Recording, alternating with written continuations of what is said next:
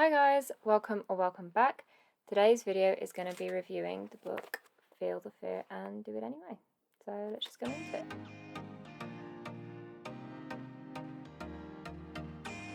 Feel the Fear and Do It Anyway is one of the first books that I bought as a self-help book when I first started suffering with an anxiety disorder. It was recommended by my psychologist at the time, and I don't know, I felt very conflicted about it in the moment because it was the first book that I'd really actually tried to read about anxiety and how to move forwards. I was hoping for a lot of tips, a lot of practical things that I could use to, cope. And really, it was more about mindset, which at the time I was like, well, this isn't that helpful to me. I don't even know if I have anxiety. This doesn't really apply to me. But it did stick with me, and it's a book that I think I would recommend so much to almost anybody. It doesn't matter whether you're anxious or not. It's a fantastic self-help book. You can see it's not very thick. It's an easy read, and it's got so many useful things in it, so many useful words of encouragement that help. I mean, you can see there's a lot of little markers that I put in years ago, just of places that if I need a moment of inspiration, I've got it. So Feel the Fear and Do It Anyway is written by Suzanne Jeffers, I think. Yeah. It's re-released kind of regularly, new editions, new beginnings. She really has changed so many lives. It's a book that I think sticks with so many people. I'll read the back of it just to get over it. So, what are you afraid of? Public speaking, asserting yourself, etc. Whatever your fears, this international bestseller will give you the insight and tools to vastly improve your ability to handle any situation. You will learn to live your life the way you want to live it and move yourself away from a place of pain, paralysis, and depression to one of power, energy, and love. I mean, who doesn't want that, right? Who doesn't want that? So it really starts with perspectives. So you learn about different fears and why you might be afraid of it. She goes through level 1 fears, so things that happen like aging, retirement, those that require actions, go back to school, making friends, changing career. Moves on to level 2 fears like rejection, failure, helplessness. And level 3 fears are, I can't handle it. That's where things become debilitating, right? You think you can't do it. But this book is brilliant. And I mean, if we just go to some of the places that I've marked, you go through taking responsibility means being aware of the multitude of choices you have in any given situation. That's the thing, we always have a choice. It's something that I repeat a lot.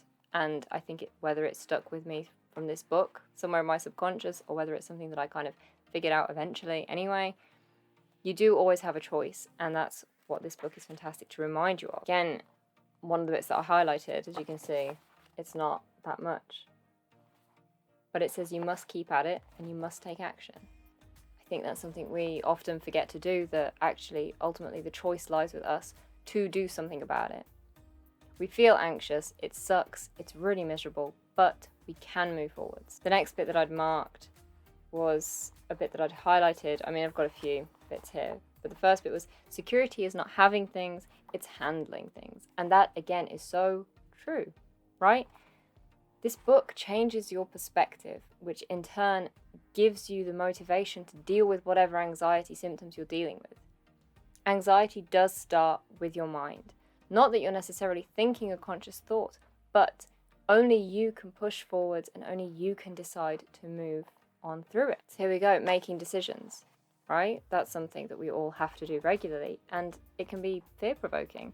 But it says, focus immediately on the no-lose model. So you want to be in a situation where there's a positive outcome either way. You want to do your homework. You want to make sure you know what you're doing. And one of the quotes of hers that I love is, "You're not a failure if you don't make it. You're a success because you try." We get so caught up on the reward or succeeding that we feel awful about ourselves and we lose motivation because we didn't succeed in the way that we thought we would. But actually that doesn't matter because we did try, and that is an amazing thing. One of the other brilliant things about her book is, again, there's diagrams to show how things go, but she also summarizes each point. So for example, the no-lose decision-making process. She puts that in the book before making a decision and after making a decision. You want to be able to revisit a book, and books like this I love, which is what inspired me to write my own little ebooks, is that you want something that is full of tips, not just waffle, not just explaining anxiety or why we're afraid. Yeah, okay, we have to have that, but there are plenty of places to read about that. What we want is solutions. We want to find a way to move forward and accomplish what we want to accomplish. One of the other brilliant things is, when I say about teaching positivity, it's not just about feeling the fear and doing it anyway. It's also how to basically be a better person, to accept, yeah, you haven't had something that's super easy to deal with in life, but you're making the best out of it, and it's not going to change who you are as a person. It's not going to make you bitter. It's not going to make you angry. You're okay with it. Even if people treat you badly, that's not to say you need to stick around, but you just say, you know what? I hope you get all the great things in life.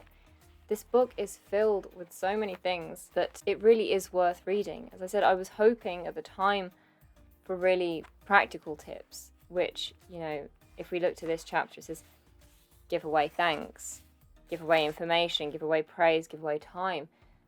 That doesn't help you deal with the symptoms of anxiety. That doesn't help you somehow magically stay in a place if you're agoraphobic, which is kind of what I suffered with. But that doesn't help you get over the anxiety symptoms that stop you. But it does change your mindset, and actually it helps in the long run, which is why it's such a good book. It's totally worth reading, and it does offer at least a few helpful tips. For example, towards the end of the book, she talks about guided visualization, and that's a whole little tips down here of how to perform that exercise, how to get through it, how to perform that technique that she teaches in her classes. So you get all of this in a book. Okay, yes, it's not as great as therapy because it's not personalized, but actually it does apply to everybody, and it's definitely worth reading.